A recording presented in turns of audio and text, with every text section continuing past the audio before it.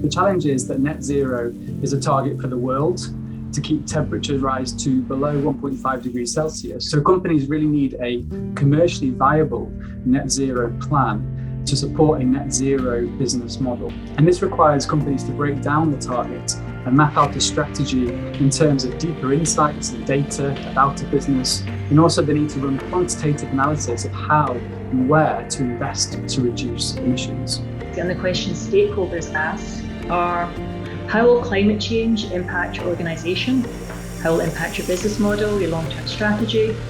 And how resilient is your organisation to this disruption?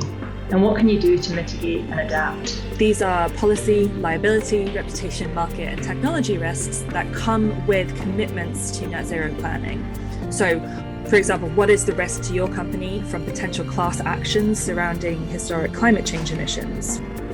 Resilience brings up an awful lot of strengths. I mean, first of all, for me, it is grounded on fundamentally great research. And when I'm talking to stakeholders for it, just having that backup of Cambridge and resilience behind us as we talk about climate change risk is really important and very powerful.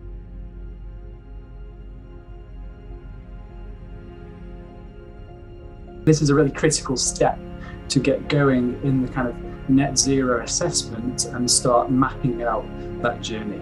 These more quantitative measures that might give you insights and allow you to unpack some of these more qualitative risks.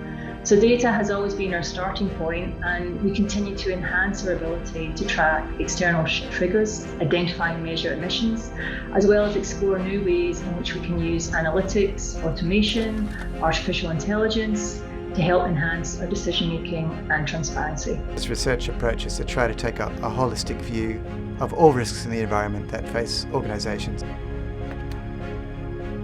Them sort of define quite hard, difficult to understand problems that are sort of emerging in their risk landscape. What we really love about the centre is, first and foremost, its fundamental strategic academic underpinning. To manage this, companies must invest effectively and assess the cost benefits over the entire life cycle. We'll use the Risilience platform to determine key risk areas for Burberry and understand their potential impact on our operations and extended supply chain. And Risilience will enable us to mitigate climate risks.